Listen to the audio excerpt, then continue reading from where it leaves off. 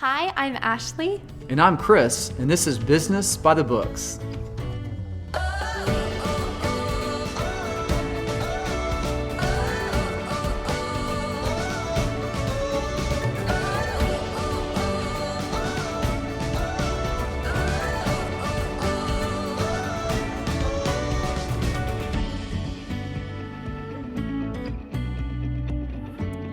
Welcome to the Business by the Books podcast, where we believe that leaders are readers. So if you're not reading, you are not leading. This is episode 8, and we are going to be covering...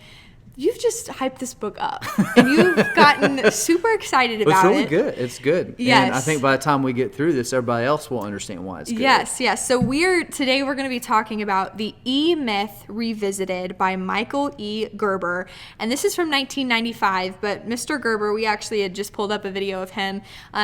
He's 84, and he's, I guess, still consulting. High speed, low drag. I guess. Yep. He's still going, and he's awesome. He seems like a very straightforward guy. And so from what you've gathered or what you've told me about this book is it's very straightforward as well. So what is the book about? So actually my good friend Don Johnson that we'll send this to, Don runs an engineering consulting company in San Antonio. And so he told me about this book, and he said, hey, Chris, he said, you're kind of outgoing and kind of a PR guy. And he goes, I'm not that way. And Don's a really good engineer. He's a great person, but he's not a PR guy. And so he said, I read this book, and it really helped me understand about how to build a business. And so, with that kind of introduction, I'm like, hey, I want to get it. So anyway, I'm glad Don recommended it to me. So I'll just kind of give you an idea what the E-Myth is. And when you think about E, like if I said email, what does E stand for? Oh, I think electronic immediately. Right, exactly. So what Michael's talking about in this book, though, is the entrepreneurial myth. And so I think the idea that most people have, if we were to do some kind of survey and ask people, what's an entrepreneur, and it's someone who starts a business because they have something they really like to do. And so what Michael does in this book is he busts that myth that that's actually not the case. So what happens, one of the reasons most people don't do well is that they're passionate about something. So he had an example here of someone who likes to make cakes. And so they love to cook cakes for their family, they love to bake, and so why not start a bakery? And so the first 6 months, maybe to a year, they're just working, they're grinding it, and they love it because they love to bake. But after that period of time, you're just exhausted. And so the technician part that you fell in love with, the reason you want to start a business, after a while, you realize that you don't even enjoy doing that anymore because now you're having to run a business.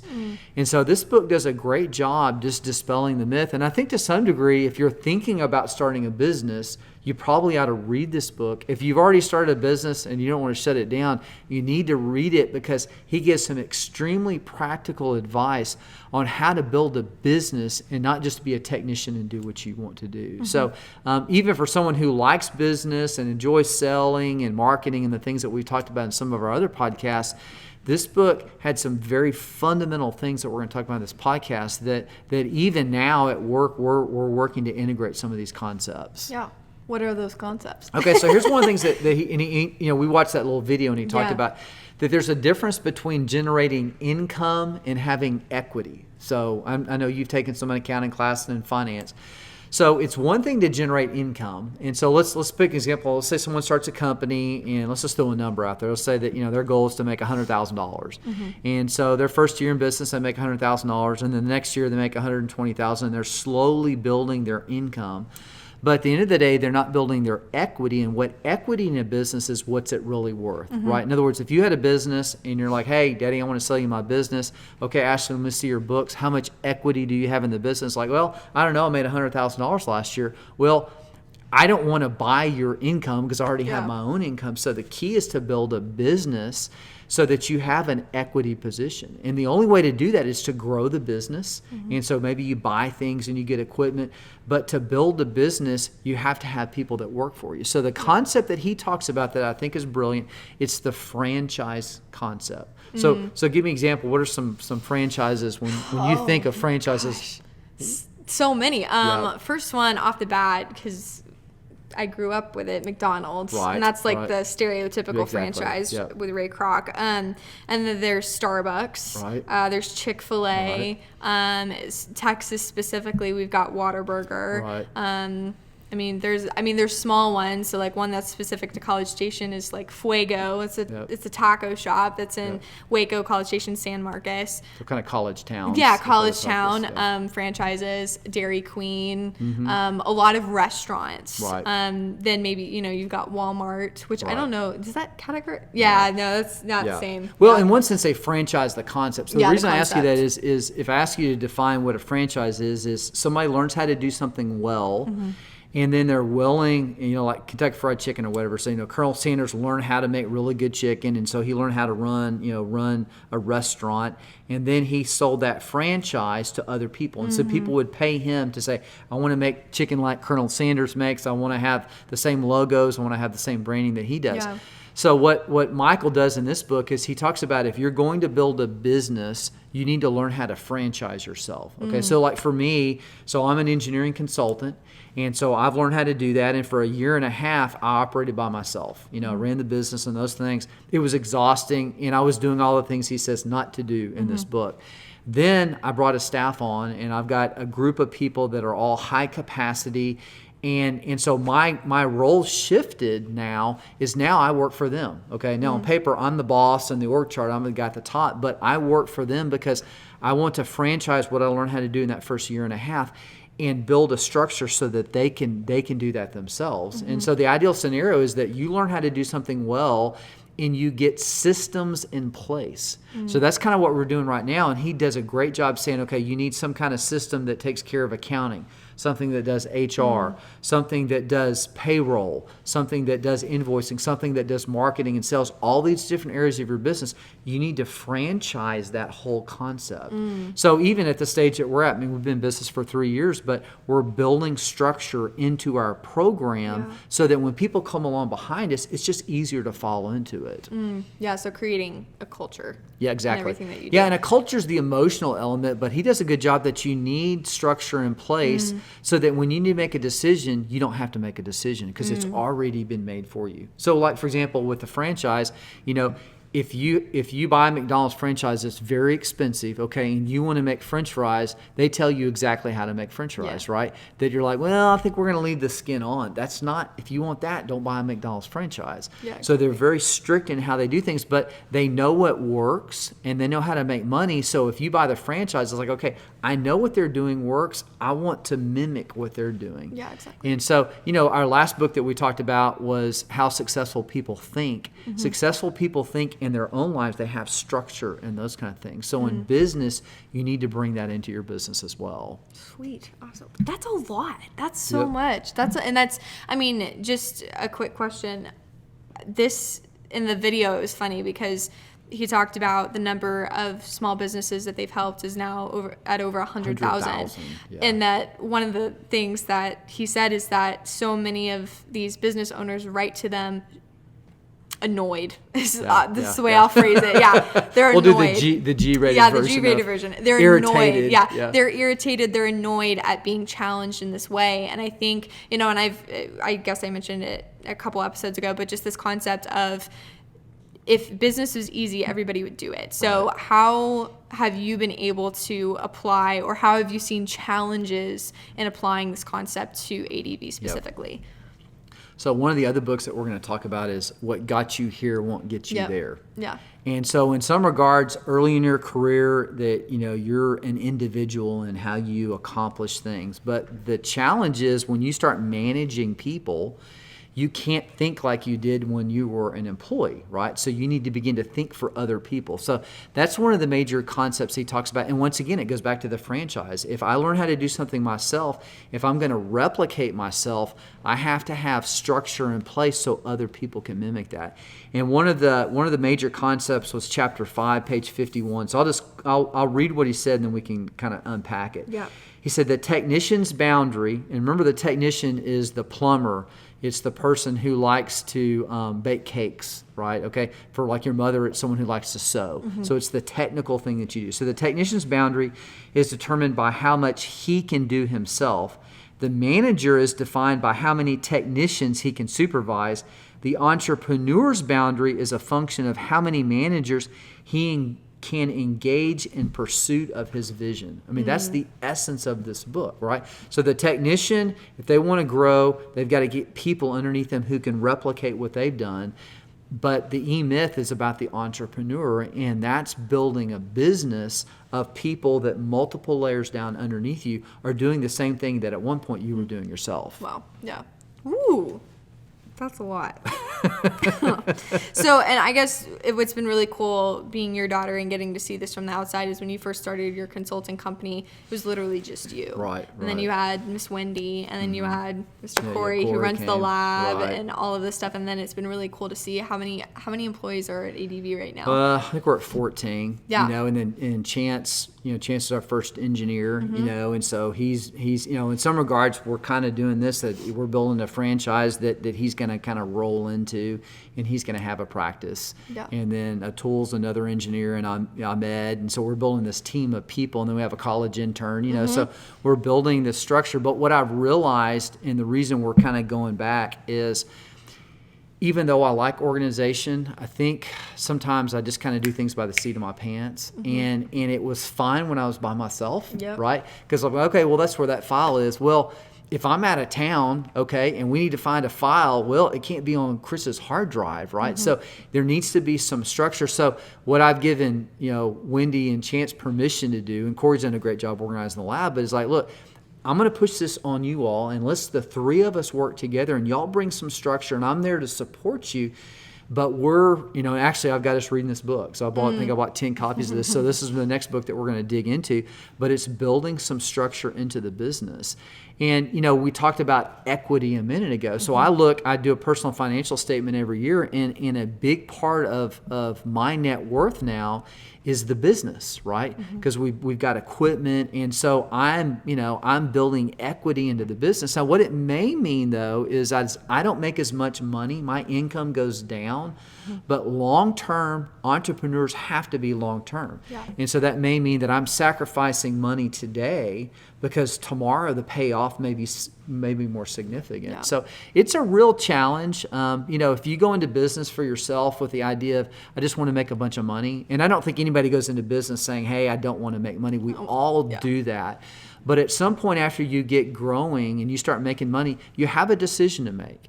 You either pull the money out of the company, or you take that money and you pull a little bit out, but you reinvest it. And I'll say 3 years ago when I started ADV, I don't think I fully appreciated that. Today, I really do. If we need to go buy, a forklift, or we need to buy some new equipment, or we need to replace something that broke, I see that as an investment that gives us the ability to grow business. That when I was by myself and I was really functioning as a technician, I didn't think that way.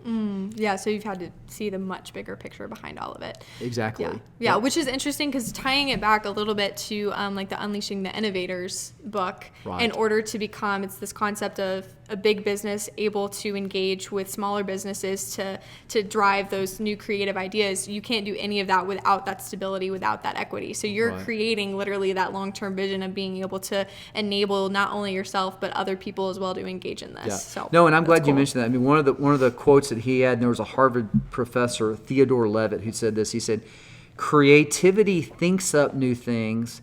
Innovation does new things." Right? So creativity is the idea, but innovation is the execution of that idea. Yeah. And that's a lot of what, that's kind of the essence of this book. Yeah, I love that. That's awesome. Yeah, and I mean, we've been talking about it's not about coming up with the ideas, it's about capitalizing on the ideas. Right. So if you're not capitalizing on it and you're not using it, what's the point of having an idea? Exactly. What's the point? Sweet. Yeah. So, and I know you kind of already mentioned that the quote, the technician's boundary, but are there other particular parts of this book that really popped out at you? Yeah, there's a couple. I think one is, and he calls this the franchise prototype.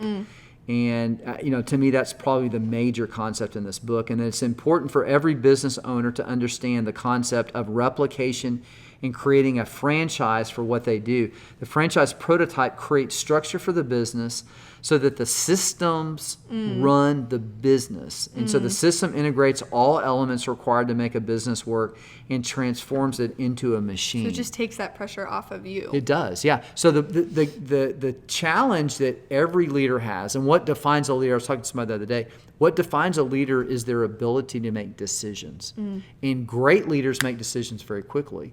So one of the major concepts that he says in here is if you have a system in place that says, if this happens, then this, you don't have to make a decision, right? That's the genius, that there's kind of a cause and effect. Now, it takes some time. You can't do that from day one. Like one of the things that I wanted when we started last year was like, okay, I wanted a budget. I didn't have any idea what things were going to cost. Now we can do a budget because we've been running a company for a year and a half. We sit down and we have a good feel for what things cost. So you have to run the business for a little while. So what you hope is, as a technician, you got enough energy, and enough drive so that you can survive that first couple of years long enough to put structure in place, And to some regards, our last book we talked about was being a consultant. In some regards, consultants, it's easy because they go in, they diagnose the problem, and they tell the client what needs to be done to fix it, but then they leave, right?